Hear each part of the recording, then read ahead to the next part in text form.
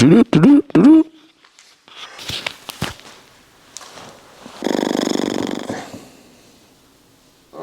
What if you like letting Lionel down? Like I said, I bet the underdog. And then I do a long shot. I would also bet for a top 5 Justin Reale. Top 5. Well, I didn't see his top 5 long shot prediction until after the race. So, yeah, sorry, Lionel, but not there yet. I will be soon.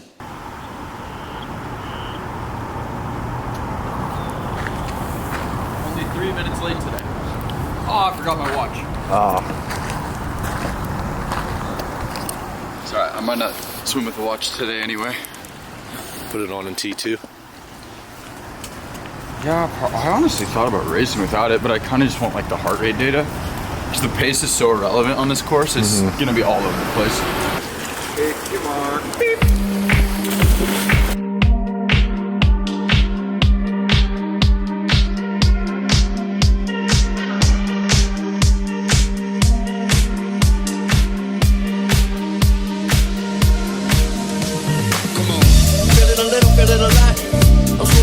Deeper inside, keeping my head on top of my shoulders. Into some shit, I'm out of the box. This the level I'm on, mean it all right now and forever is gone. Maybe the weather is strong, whether it's hot or cold, we're coming knocking on your door. And I'ma maintain, I'm staying so high. Gotta roll the way up till we touching the sky. And you know you're dead wrong, you in love with a lie. All I wanna do is free your mind. We don't see no lines, we don't color a style. It's a very small world, we don't fuck with the size. Yeah, see the bigger picture when it's beneficial. Loving how you blow the whistle when you run out of time. Yeah. Now we gotta find a way. No matter how many miles it takes. We don't feel so good right now, but it all comes falling down. In the night, in the light, in the day. Come on. I predict Lionel for a top 5 in Kona this weekend, so I hope he can hold up his end of the bargain. But no, that actually, I mean, on the real, that meant a lot. That was pretty cool to see, like, just one of my idols saying, like, hey, this guy has what it takes. I think he could be in there. And I agree. I don't think I could have top 5 on my best day, but I could have top 10 for sure. And yeah, you know, I don't know. I don't think I let anyone down really, to be honest. I've been thinking about that over the last 36 hours as I've had time to process this. Like, I'm the only one that really cares. Like, really, really cares, you know? And, my coach is still proud of me. My wife is sure as hell still proud of me. You and all my other friends and followers and fans are still proud of me. So, like, I don't think people are genuinely disappointed that Justin Reale did not have an amazing day at the T100 Las Vegas. I'm the only person that feels that way. So that's important to remember. And, you know, the sport has a short memory. I'm sure people have already forgotten about the race and are moving on to Kona. In terms of just triathlon fan base perspective, but I certainly have not. You know, I have not been able to stop thinking about it since Saturday. It's Monday morning today. Just finished up a little swim, and it was great to get out on the course yesterday and just reset and support the amateur race, because there were so many people out there that just said, like, great job yesterday, and I'm thinking to myself, I didn't do a great job yesterday. What race were you watching?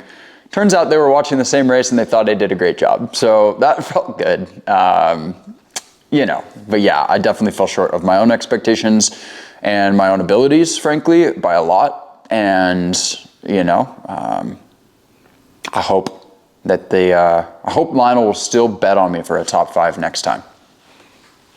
Okay, before we kind of dive into, you know, the swim, bike, run, I mean, that was an awesome weekend. I think we could all agree T100 put on an amazing event here in our backyard. So let's talk about the recap. You know, what are your thoughts on, you know, T100 coming to Vegas? Yeah, I think that's important. I'm glad you asked that, because, like, it was an incredible event, weekend.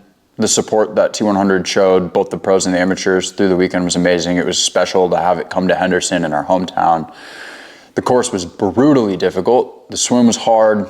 The bike was brutal, and the run was hell. So it made for a tough challenge, and really split both the men and women's fields apart, like, you haven't seen in any other T100 race. So I think that's something that make Vegas pretty special. There was some pretty tough wind on the bike, nothing crazy, but very difficult crosswinds that made it split.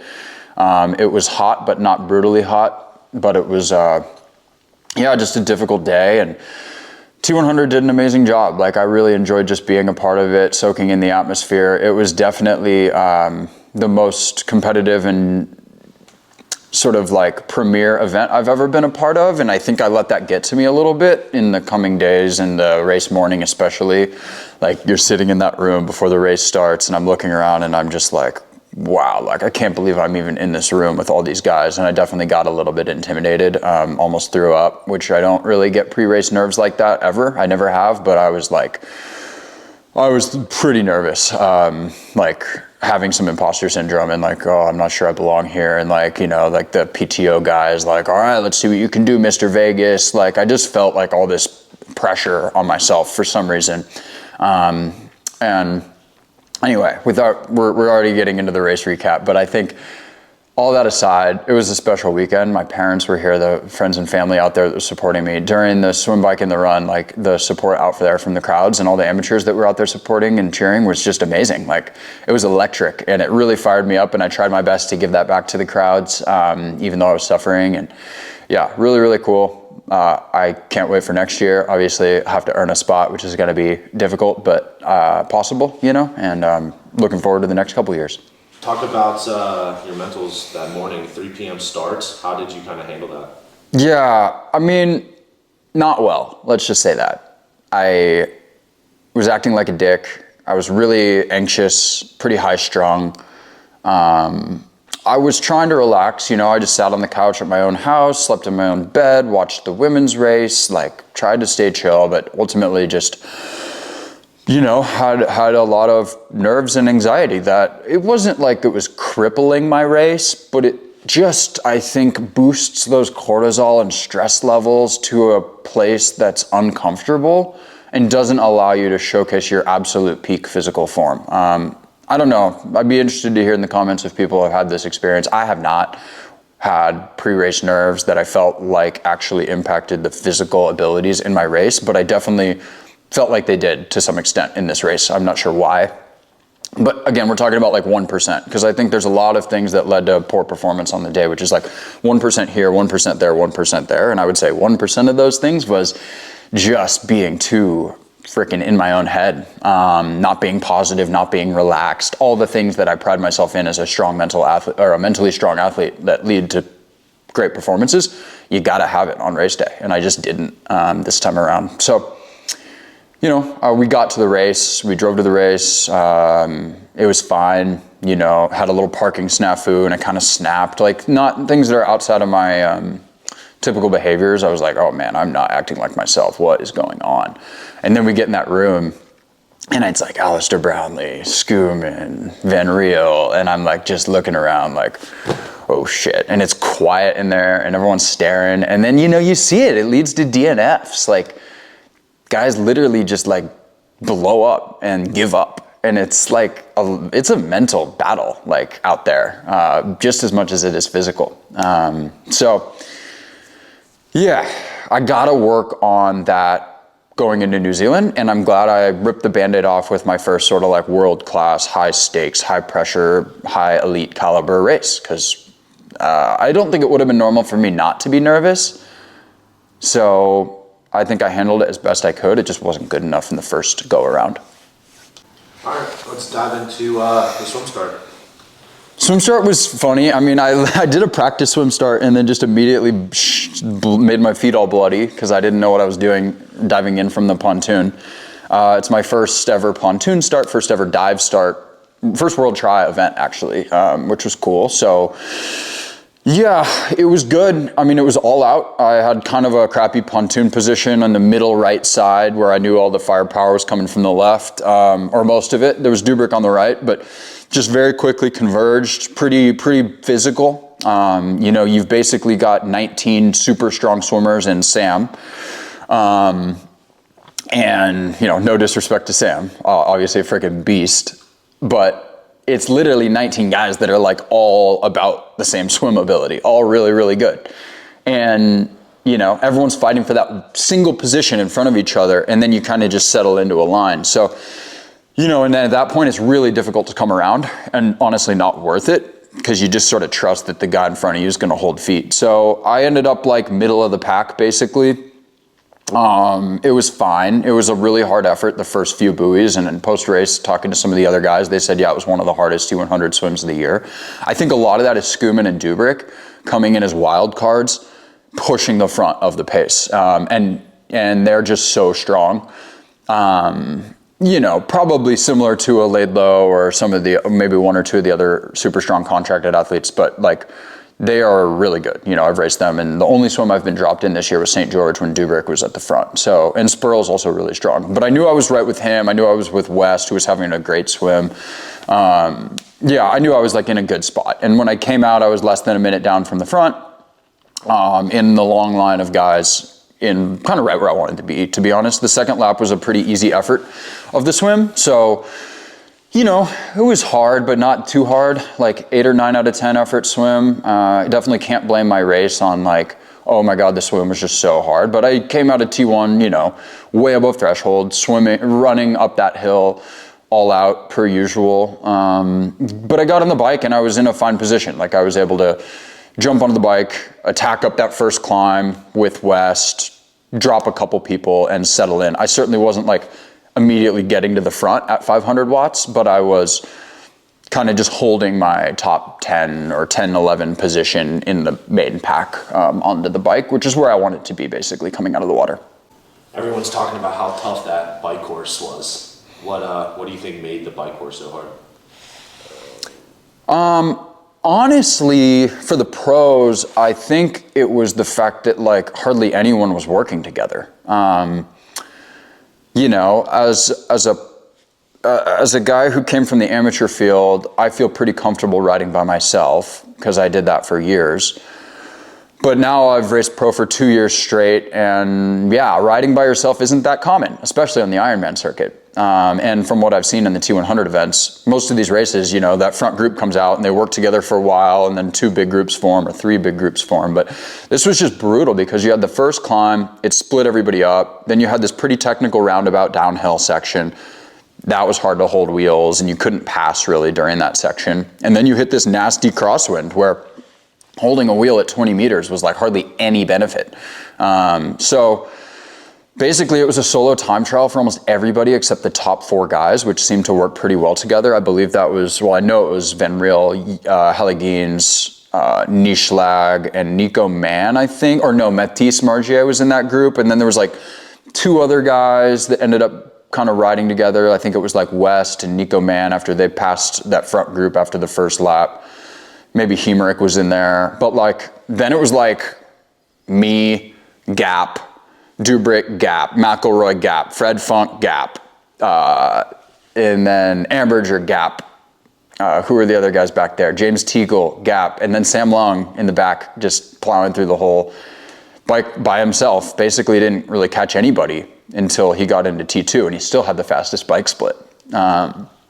And I don't know what position he came off in T2, but it was just a really lonely ride, man. I was out there on like, and then the 5 laps, like mentally, it was tough. Like, I just didn't have the legs, unfortunately. I'm not sure why.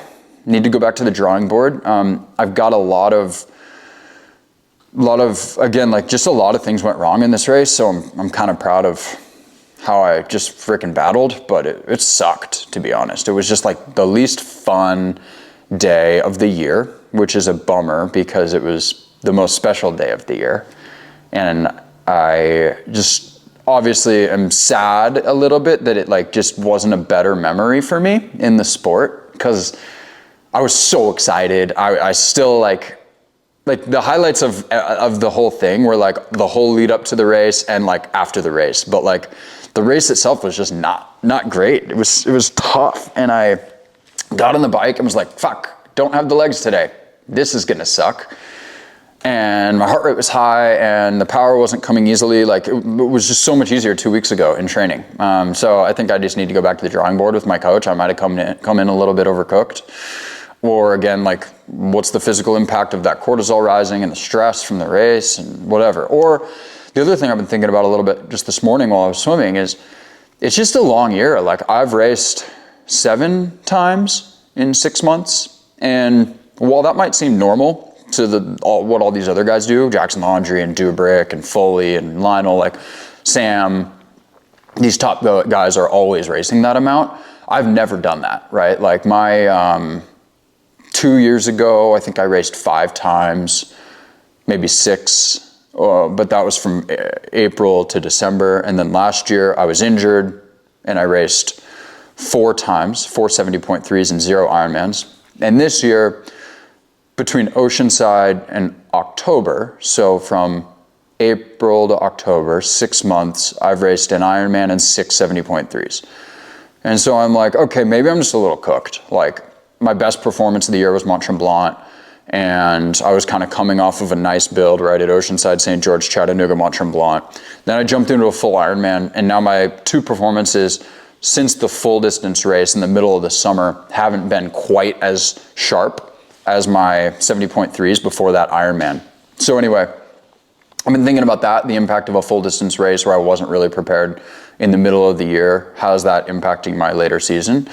Again, it could have also just been a bad day. Those happen, and it was a bad day, but I got on the bike, power was low, averaging around I normalized 322 watts, which was my lowest power of the year for any 70.3 by 8 watts. You know, I've done 330 in every race. So that was somewhat due to the hotter conditions, riding by myself, riding a little bit more comfortably with less spikes. But at the end of the day, like I was expecting to ride 335, 340 based on my fitness, and I just wasn't there. So couldn't hang with that front group. I think on a perfect day I could have. Yeah, that was kind of the ride. It felt like an Ironman. I was on lap 2 and I was like looking down at my Garmin like, oh my God, I'm only 30 minutes in, and then I was only 50 minutes in, and then I was only an hour and 10 minutes in, and it felt long. And some of that might have been the 2 p.m. start, because I'm always just doing my hard sessions in the morning. I've never done hard sessions in the afternoon like that, especially outside. So there was a little bit of like disconnect with like the sun coming down and just being ready to be done, but it was a long ride for me. It was not great. Fortunately, the last lap, I kind of came around. I never had a drop in power, but my heart rate was high the whole time, and came off the bike trying to hype up the crowd, feel some of that energy and just stay in it, because I was in a good position. I came off the bike with Fred Funk, ahead of Sam Long, a big gap to some of the strong runners in the field, and I knew I was in a really good spot. I mean, I was in 8th place off the bike, and kind of right where I wanted to be. I wanted to be top 10 off the bike. And I knew if I had a solid run, I'd be in the race. Okay, at a T2, felt like you had a pretty decent start of the run, right? How did the rest of the run go? Yeah, I mean, it was the last lap of the bike, I felt my stomach start to cramp, and I was like, that's weird, what the hell's going on? And it was like my abs on the right side, and then it kind of hit the left, and I tried to just get in that TT position and do this and stretch it out. And it was just from too much carbs and too much caffeine and not enough water. Like that's what I've since come to the conclusion. I'll spare everybody the exact details, but changed a few things, and ultimately went a little higher caffeine, a little higher carb the day before and the race morning. I've never done the 2 p.m. start. It really screwed me up, and I did too many carbs on race day that my stomach could handle, and ultimately not enough water. And I know that because I couldn't pee after the race in doping control. More on that later, because that's a hilarious story. But yeah, my stomach went to shit at the end of the bike, and as soon as I started running, I was in trouble. My legs felt okay. They didn't feel great, so I'm not going to blame my entire terrible run on a bad stomach, but I think it was 50-50. Like, I had 3 minutes of stoppage time, which would not have happened without the stomach, because that was me throwing up or thinking I was going to end up crapping in a bush in the middle of the desert, which ain't pretty. But it was just terrible, dude. Like, yeah, I've never had stomach issues like that in a race. It's hilarious that you could be racing 8 years and have the biggest race of your life, and then just like your stomach craps out on you. That's triathlon. Like, you know, it's brutal. And I've changed a few things with my nutrition, but not many. And I think I chalk it up to the 2 p.m. start. My body like just has never done that. Didn't know how to approach it. I was guessing.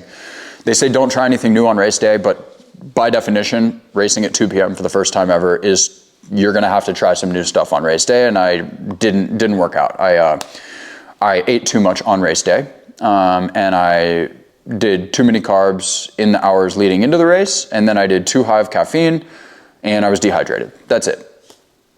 Things to fix, takes 5 minutes off my time probably, at least. I would not have been top 10 without the stomach issues. I just didn't have the legs. But I would have been battling for those 11, 12, 13, 14 positions for sure. But that's just not how it played out. And the stomach went to shit. I had to stop as soon as Sam and Fred passed me on the, I was literally stopped holding my stomach like 300 yards into the run. And there's nothing worse than starting a run where you are that, mentally beat up and like, oh my God, I have 11 miles of the hardest run I've ever done, and I am not walking. I'm standing on the side of the path holding my stomach, like about to throw up. Like the thought of DNFing hits so hard at that moment, and I've never been in that kind of position at the beginning of the run. I had some of those issues in Michigan, but it was the final mile. Like you're not thinking about DNFing when you're at mile 11 or 12, you're holding on for 4th place. This was like, oh my God, I could walk 2 hours and just embarrass myself out here and be in dead last place, and maybe it's better to just go hide in my hotel room, Like that's such a tough place to be in mentally. And I just kept jogging. I realized I was still in, you stay motivated because I'm a strong swim biker, I was still in the top 10, and then I'm still 11th, and then I'm still 12th, and then I'm still 13th. And you keep holding on to that hope throughout the run, even though I was literally jogging at like a comfortable 6:45 pace, just holding my abs because they just kept locking and locking and locking. And then, I'm going to spare all the details, but it was not pretty. And I finished in 15th place. I held off one person who didn't DNF. That was Max Newman. Kudos to him for finishing. Always respect that. Alistair Brownlee was behind me the whole time, holding his stomach, walking. I know he really wanted to try to finish because he was suffering behind me. So it was cool that I got to say I beat Alistair Brownlee, I guess. And then some of the other guys, I think it just wasn't their day. Like, respect to them, If you got a DNF, you DNF. But that wasn't what I was going to plan to do on that day. So anyway, man, I finished and came in 15th. Pretty bad day. But finished with my head held high, I guess, and you learn from it and you move on. All right, what happened after the race? They kind of just grabbed you really fast, and then you were gone, and then I was like, oh, well, I'm leaving. It's 6 o'clock. Yeah, it was kind of a bummer. Like, I didn't get to say really, I was in like a pretty bad mood, honestly, when I crossed the finish line, just disappointed. I let the demons get to me on the final lap of the run, just like being out there kind of by myself, second to last finisher on the course, like a lot of the finish line had cleared out. So it got pretty negative. And when I crossed, I was just like kind of head down, a little bit sad. I quickly said hi to my coach, said hi to my wife, and then like doping control came up and we're like, you're being tested. I was like, it's good for the sport, right? Absolutely, we need more testing. But like when you're the worst race of your life, you're like, dude, really? You're testing second to last place? Like, go test the podium, Like, you think I'm doping? I just fucking walked the whole run. And it was like, it was great. I went to doping control, but the unfortunate part was like, I didn't get to see or like really celebrate or like, spend any time with my friends and family. And then it took me forever because I had stomach issues and I had to use the bathroom. Like instantly. I was like, I'm gonna, make a scene here at the finish line if I don't get to the toilet immediately. And so they're like, oh, well, great. You have a urine sample, not blood.